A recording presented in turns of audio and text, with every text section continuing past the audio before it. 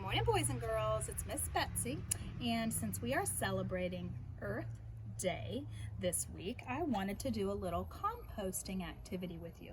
Now at school I have a special composting bin, which I don't have at home. So you can find anything in your home to use. It can be plastic, it can be glass, it can be made out of wood, whatever you can figure out to do your composting at home. I found this little Tupperware bin that I'm going to use. Now, to start your composting, you have to start with some soil. Again, I went into my garage, I found a bag of planting soil, and that's what I'm using. If you don't have a bag of soil, you can find some in your yard. Try to find some that's dark and full of nutrients for our composting to work. Like sand, sand doesn't really work that well, so you want some nice rich soil. My soil was really dry, so I added some water to it to get it moist and stirred it up. Now, you all got this in your packets this week, and this talks about things we can compost and things we shouldn't. And I had all these things in my kitchen today to use in my composting, so that's what I'm going to do. The first thing said vegetable scraps. Well, I had a bag of spinach in my refrigerator, and some of the lettuce was getting yucky. I want you to zoom in on this. Look at how yucky this lettuce is and this spinach in here. And that's not something I want to eat. So since it's yucky and getting old, I don't have to throw it in the trash. I can put it in my compost. So we're gonna do that. My daughter this morning had a banana and an orange. She had some fruit scraps. So instead of throwing this banana peel in the trash, we're gonna use it in our composting. Now, I did read about this, and it composts quicker if you cut it into smaller pieces. Again, parents use the knives, but I'm going to cut my banana peel into some smaller pieces so it composts quicker in my soil. Okay, so let's throw the banana peel pieces in. Now, if you guys, and here's my orange peel. And now I did want to show you this. On the outside of a lot of fruits and vegetables, there are little stickers that explain what it is to the cashier. We want to take those off. Those are not going to go in our recycling bins.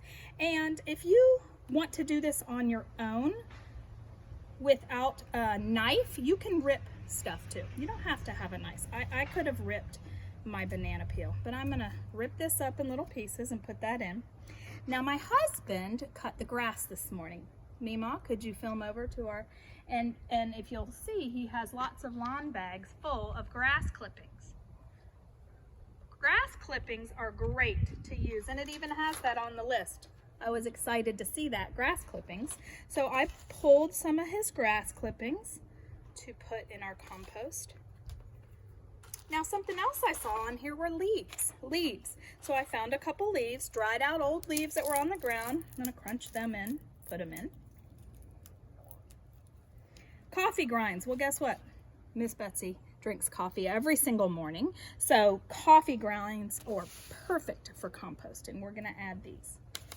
And the last thing I have to put in my compost is eggshells. If you saw the video of my husband and my son making their deviled eggs, I kept the shells, the eggshells from the deviled egg video. So those are gonna go in. All right, now what you wanna do is you wanna stir this around. And if you'll notice, I'm outside because this can be messy. So I didn't want to get this all over my house or my kitchen. So I'm going to stir this around, and you want to try to bury all the food scraps down into the soil. Also, friends, if you find out in nature any worms, worms are amazing for composting. They really help to make it break down quicker. And while we're stirring this up, let me ask you guys, friends, why am I doing this? Do you guys know what composting does and what it's good for? Composting takes scraps of food that you would normally throw away, and it reuses them and it turns them into good soil to plant our fruits and vegetables and gardens. So once all the food in our composting breaks down, it becomes nutritious soil that provides really healthy plant food for our plants in our gardens and in our yards. Flowers, vegetables. So you can keep your compost bin in your kitchen if your parents will let you, as long as it has a nice lid to keep it sealed. Composting can get stinky. So if it gets stinky, you need to keep it outside.